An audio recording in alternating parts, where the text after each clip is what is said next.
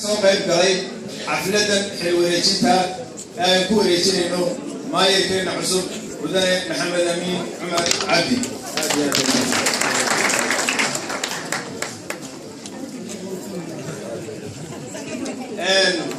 hadalkaygu laba qaybood ku noqon doona runtii waxaan jecelahay maadaama ay tahay xaflad xilwareejina oo qiimo leh inaynu yar isku samirno oo aynu isteegaysano qaybta hore waa mahadcelin weeyaan qaybta labaadna waa muddadii aan joogay golaha deegaanka aan maamulka u ahaa ama maayirka magaalada ahaa wixii iga qabsoomay iyo gol ahaanba noo qabsoomayna waan ku dambayn doona taariikhda wada shaqaynada naga dhexaysay walaalkii Maxamed Amiinna waan kusoo gabagabayn doona بسم الله الرحمن الرحيم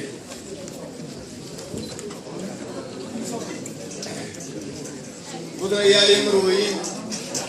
شرف iyo milgo iyo maamuus aan la soo koobi karin ayay yahay inaan muddo 2 sano iyo dhowr bilood ah maayirka ahaado magaalada Galbeed sharaf iyo milgo iyo maamuus aan la soo koobi karin ayay yahay inaan muddo 2 sano iyo dhowr bilood madax ka noqdo magaaladii amba gobolkii halganka gobolkii wax soo saarka gobolkii asal laga asaasay afraad waxaan nasiib wanaaga amba waxaan nasiib u helay inaan muddo dhowr sano 2 sano iyo dhowr bilooda maayir ka noqdo magaalada Galbeed waxaan nasiib u helay inaan gudoomiye ka noqdo degmo ku taala gobolka ugu miisaanka culus leh Jamhuuriyadda Soomaaliya marka dhinacyo badan laga eegayo ha noqoto dhinaca tirada dhinaca aqoonta dhinaca dakhliga iyo cashuuraha ka soo baxa gobolka wax soo saarka tirada dalka haysa in ay ka soo baxday gobolka Galbeed sidaa darteed ayuu gobolkeenu ahaa kelmadaas weyn qiimaha leh ee ka nasiibka nasa gudashada xilka bulshadu waa waajib saaran qof kasta oo bulshada ka mid ah laakiin qofkii ay garashadiisu agto ayuu baa garan kara waajibaadkana gudan kara horumarka bulshadu wuxuu ka bilaabmaa qof ama shakhsi marka uu garto waajibaadka ka saaran naftiisa iyo inta Ilaahay mas'uulka uga dhigay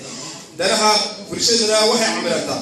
marka iskaashi dhab ah dhex maro shakhsiyaad iyagu horumariyay ta bulshadooda ama ta shakhsi ahaantooda isla markaana isku raacay dabadeedna u jeestay xilki ka saarnaa bulshada inteeda kale gobol walba waxa uu ku tamariya hadba sida ay bulshadiisa gudaha iyo dibadda uga shaqeeyaan horumarkiisa midnimadiisa wadajirkiisa iyo tawfiiqiisa mudanayaal iyo marweyn gobolka Galbeed waxa uu yahay gobol uu ka mid yahay gobolada ugu dakhliga badan ee qarankan iyo dalkan cusub ee lagu yeemeelo ama ha noqoto ciidamada kala duwan ama ha noqoto hay'adaha kale ama wasaaraduhu dhammaan ay bishaara ka qaataan gobolka waxa ku yaala irida geeska Afrika ganacsiga ugu weyn ee ugu muhiimsan waa Togwajale taasoo hawlaha ganacsi ee u kala goosha dawladda Soomaaliland iyo dawladda dariska ah ee Ethiopia waxa intaa u dheer gobolka Galbeed waxa ku yaala xarunta kasoo kala beey ee marinka ugu weyn ee uu ka soo talaabo qaadka taga Jamhuuriyadda Soomaaliland guud ahaan iyo dawladda ay dariska nahay ee Soomaaliya iyadoo ay taasi jirto gobolkeenu waxa uu yahay gobol hodan haddana waxaan jecelahay inaan hoosta ka xariiqo in gobolkeena ay jiraan baylaho iyo baahiyo bulsho oo baaxad leh aniga aragtidayda waxaan isleeyahay sida keliya ee baahiyaha bulsho laga bixi karaa waxa weeye iyadoo bulshada gobolka u dhalatay uu ka yimaado dareen garasho oo tagan iyo damiir umadnimo oo ay si wada jiraan ugu shaqeeyaan danaha gobolkooda iyo dalkooda iyo bulshadooda intaba gabagabo mudanayaal marweyn abwaankeeni weynaa ee Cabdullaahi Sultaan Tima Cadde Allah u naxariisto Ilaahay godkana ha nuuro waxa uu ka tagay oo gabagiisu saacad walba noqon karaa sida xadiiska oo kale ama wax casriga markaa nooluhu ama bilaadku taagan yahay la shaqaaday Allah u naxariisto waxa uu yiri haye sheekh qulub wada jirta kan ee sheekhow waana runtii waana kalmad dhaxalgal ah Ilaahay quraankiisa wuxuu ku yiri wa qulubuhum shatta inayna noqonin kuwa qulubtoodu ay kala jeedo ee ayna noqonin kuwa qulubtoodu isku soo jeedo ummadda horumarka jecel waa kuwii isku booriya wadajirka iyo midnimada ummadda inay horumariyaan danaha guud ee bulshadooda ee ka dhexeeya deegaanka degmada Gabiley ama gobolka iyo dalka ay u dhasheen qofka ka shaqeeya horumarka bulshadiisa waxa uu gutay ama uu gatay waajib dastuuriya isagoo gutay xil ka saaran bulshadii soo dooratay bulshooyinka gobolka Gabiley waxaa kula dardaarmayaa inay la yimaadaan qulub iyo muruq wada jira waxaa kula dardaarmayaa inay si mug la gacmaha isku qabsano oo aynu ka wada shaqeyno danaha horumarineed ee gobolkeena iyo dalkeena mudane maalin horena waan sheegay waxay ku xidhan tahay qofka mas'uulka laga dhigo hadba inta uu ka garto ama uu ka jawaabo baahida meesha taala ama hay'adda xukumo haddaba waxaan si guulga leh oo aan ku kalsoonahay kula shaqeyn doonaa gudoomiyaha cusub ee golaha deegaanka loo doortay walaalkay Maxamed Amiin Cumar Cabdi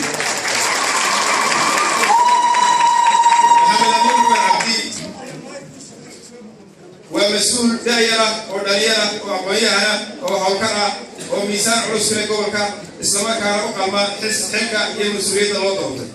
وحن محمد أمين بلغ عليها وضشقين طرها خرمارية قبل القبلي وحنا ميزان هاي من قدوم محمد أمين وكمل لك هو وحيا وفر بدل أديت هاي كبعتها هي حولك عليه وقبل القبلة هاي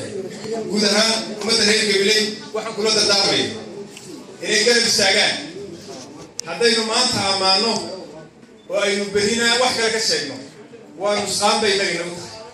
waxaan idiin soo jeedinayaa inaad gacmihiisa noqotaan garbihiisa noqotaan garab istaagtaan la shaqaysaan wixii qaldan u tilmaantaan wixii saxan u taageertaan marka laga hadlayo in badan baa runtii soo wada shaqeeyay Maxamed Amiin ka hor intii golaha deegaanka ku wada jirnayna وحقا لحظات كوبرا ونقول سريك الريحاني موياني مرنا نفس ما ننجي وحنا لما خاتقعيا مدة هذا السنة هي سايتين دقمة القبيلة حكومية وحنا قرية إن أنا نحل تر أو شلالة أنا ولي ويجيزن عملية المدى وحنا نشتريا إن أنا ولي كوضع هذا بقارة أما ده شخصي هو يصير كوبرا طبعاً وعن كل هذا الجنين تراها الجدهان يوحي ومدة فايدة أنت يودن بيسي سفي عمر كنت ولا شغيني مراتك ومدعيات كنت بيسوالو تراها وحوين أو ماشي يالينا كنت ماشيين فرماك سنة الوردي وهي سنة الوردي وانو كل هذا الجنين بدو لكن أنت دمي آليات بارتي أم أوصى ولا شغيني وحن دوري أنا كنت رأيي ركبتها waxaan ku wada Maxamed Amiin inaanu gacmaha isqabsano wada shaqeyno oo ila shaqeeyo anna la shaqeeyo waa intii aan xilka wasiirnimada aan lay magacaabin kadibna waxaan ku xasuustaa Allah u naxariistay maayirkii hore Xasan Xaaji Yusuf Roble ayuu wafdi Itoobiya oo degmaday waxyaabo salaamay dirawlkiisa anigana dirawlkayga ahaa dadna xasan oo keenay بشير قلنا محكمة ممنوعين ودي إيران ضد ما سفارة وحنا.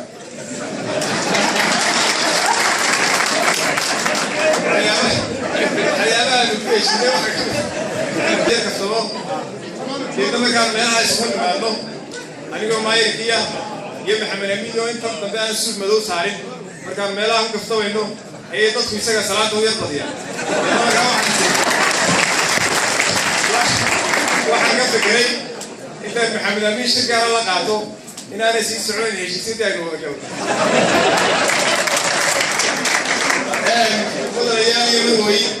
وحن سوق مكملية وحيابه هو أنتم مريا نوبسية تنيرتها شمرية السماء ما كان حد له ولا ودي كل يسحيق وجه وحنو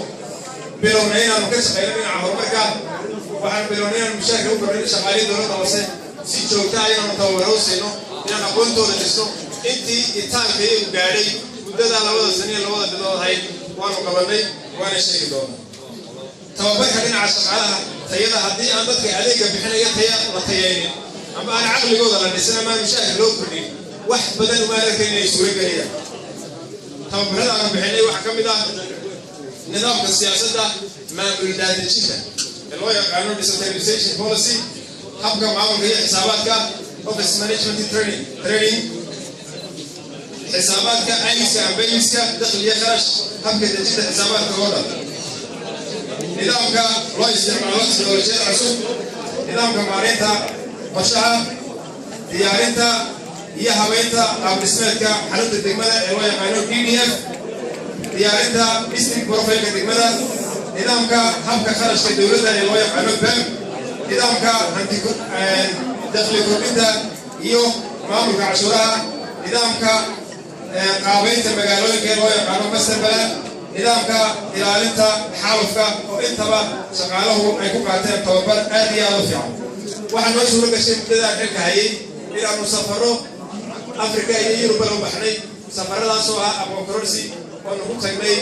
anagoo maayarada halka fadhiya saaxiibadii wada soconnaa dalka Tanzania iyo Kenya kadibna waxaan u baxnay wadamada Yurub sida Sweden Finland Norway Holland Germany iyo wadamo kale oo badan waxaanu markaa baranaynay qaabkan maamul daadejinta intii aan xilka hayay haddii aan u soo noqdo waxyaabahan isleeyahay way ka qabsanaa waxaa ka mid ah ballaarinta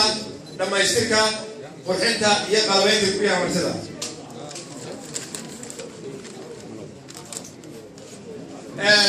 waxaa ka mid ah biriishka qalax oo runtii magaalada marka roobku doo ay kala xidhmi jirtay maantana wax kale iska daayay raashinka iyo caanaha iyo dameeraha iyo awtaba la soo mariyay waxaanu dhisnay wadooyinka haddaan soo noqdo wadada ka bilaabanta garoonka oo 800 mitir oo ku xidhanta wadada kale halbowlaha ee waddanka isku wada xidha waa 800 mitir waxaanu dhisnay 1 kiiloomitir wadada ka bilaabanta ee u kacda magaalada uga baxda dhinaca Buurley oo iyada 1 kiiloomitir oo waxyaalaha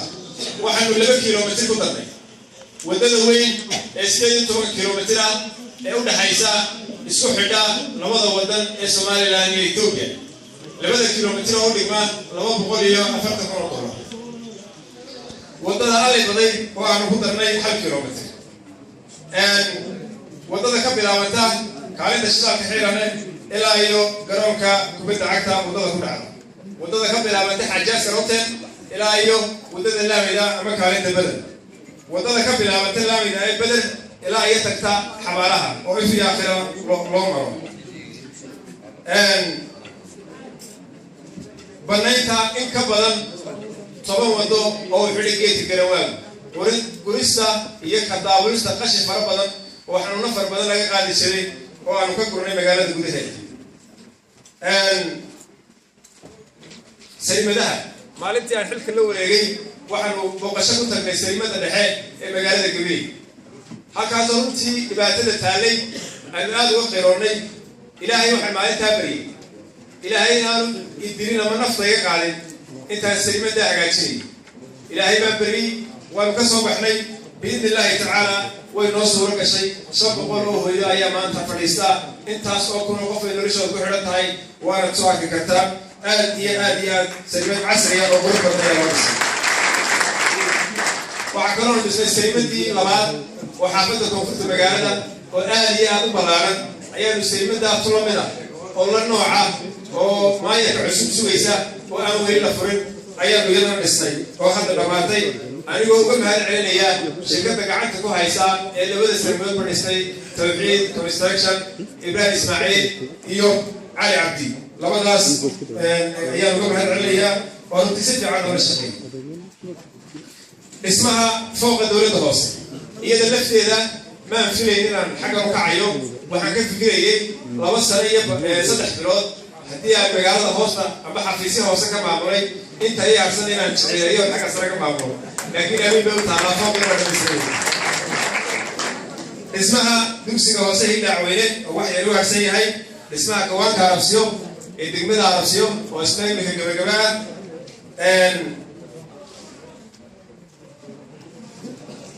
dhismaha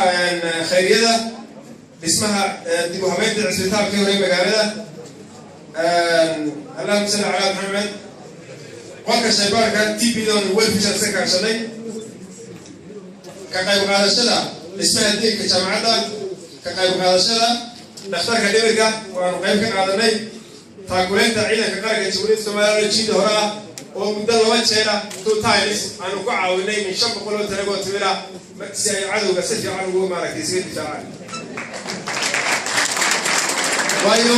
askariga halkaa jooga ee qaranka difaacaya hadduu energy waayo runtii waxay noqonaysaa in isagoo gaajoonya la helo marka timir baanu u garanay oo rasuulku isticmaali jiray waqtigii dagaaladii badri ay socon jireen si ay cadowga inooga difaacaan gurmadka afooyinka ka dhacay deegaanka cadda diir masiiba oo ku habsatay deegaanka caamudla oo aanu iyadana dabiibnay ama ka daweynay gurmadka biyadaamiska abaariga gobolka ka dhacay ka qayb qaadashada diiwaangelinta oo aanu ugu darnay lacagtii ka fadhiistay bilood mashruuca GIS-ka ama tirada guryaha magaalada oo maanta aanu gabagabaynay oo inta guryaha gabadhi ku taala ay diiwaangashan yihiin inta maayir halkaa ka garan karo inta guryaha cashuur laga qaaday iyo inta lagu dhaafay inta laga soo qaaday ka qayb qaadashada nabadgelyada samaynta towbalaanka kala fayn iibka gaadiidka magaalada markaan ibad xilka la wareegay gaadiidka magaaladu cagafyano ma lahayn aad iyo aad u tiraya maayiradii ka horreeyay ninkii taagtooda bay soo shaqeeyeen anna halkii baan kasii bilaabay waxaan ka bilaabay cagaf sheewala oo dhexe cagaf sheewala oo weyn oo aanu biicda magaalada ku badayno 2 gaari oo isarooga qashinka ku talagalay gaari damdamisa oo magaalada ciid baa lagu baftiin jiray ka hor golaha deegaanka iyo maaragtay deedna halkaas ku shubeen jiray laakiin waxaanu garanay golaha deegaanka ka fakeray in gaari damdamisa loo iibiyo gaarigana waa soo iibiyo gaari xaajiyada oo cashuuraha lagu tayeeyo gaari nooha oo shaqaalaha dumarka haweenka iyo shaqaalaha kala qaada gaari laakiinse xafiiska gudoomiyaha dhismaha isboortiga oo aanu aad iyo aad u tayeynay dadii aanu joognay ilaahay nasiib noo siiyey inaanu hanano koobkii weynaa oo aan maanta xil wareejinta ugu daray xildhibaan maxamed amiin oo aanu ka qaadnay Somaliland oo aan taariikhda ku galnay koobkii basketballka annaga oo maaragtay koobkii kale footballkana qaadi gaadhay laakiin caasimada ka shaqeeyo عبدالرحمن صاحب هي سويت كلمه كوكا عيان كوالو سيدي waxa kale oo sharafa in maanta dawladda hoose ay sababteeda jaamacadda Timcada University ku dhigtaan in ka badan 30 arday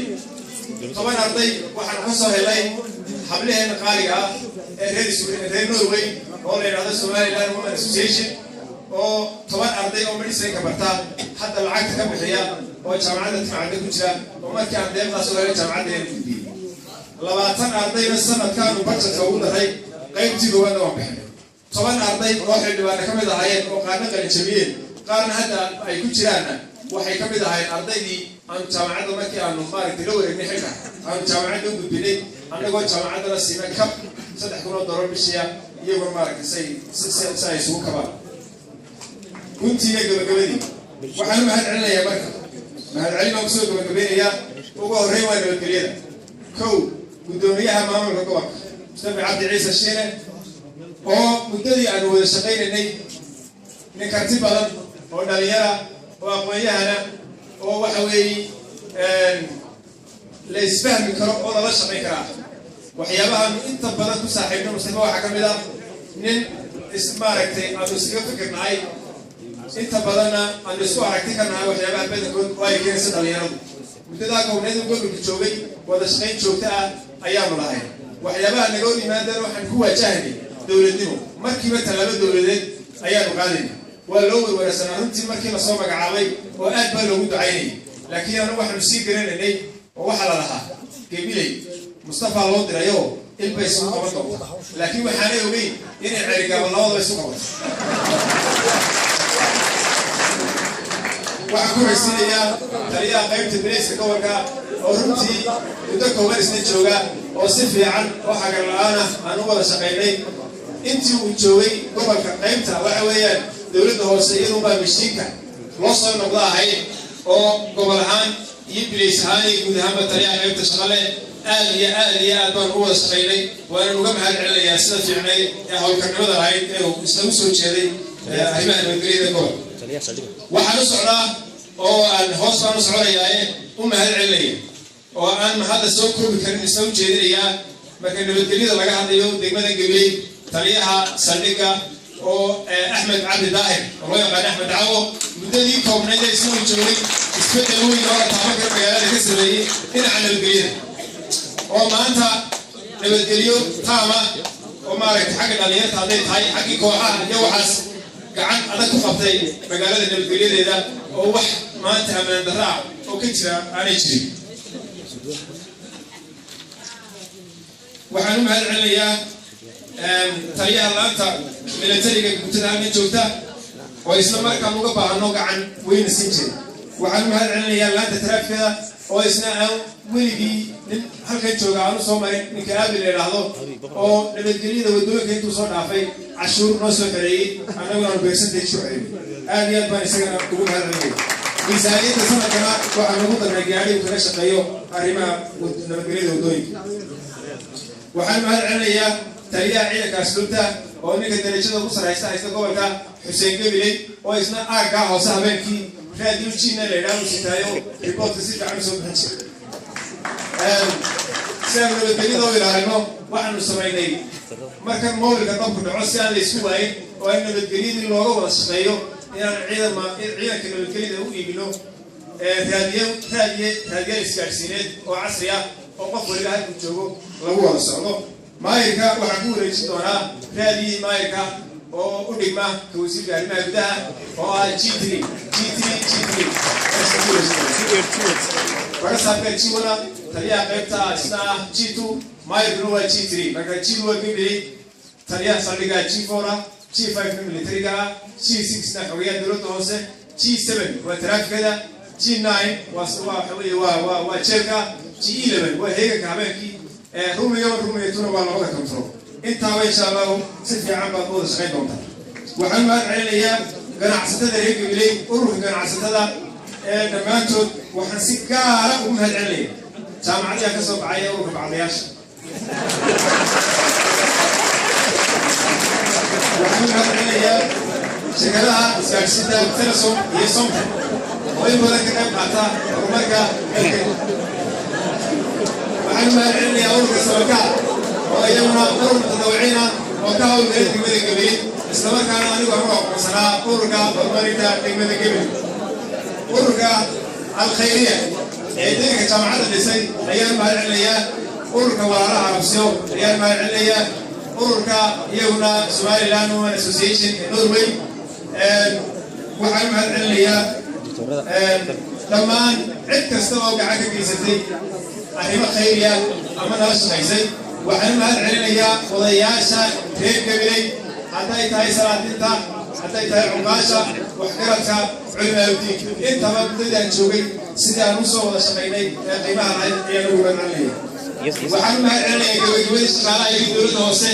halka ugu sarraysaan ilaa halka ugu hooseysa dhammaantood waa runtii iyagan oo ahaa inay shaqeeyaan adeegga uga dhaagsiiyaan waxaan mahad celinayaa si gaara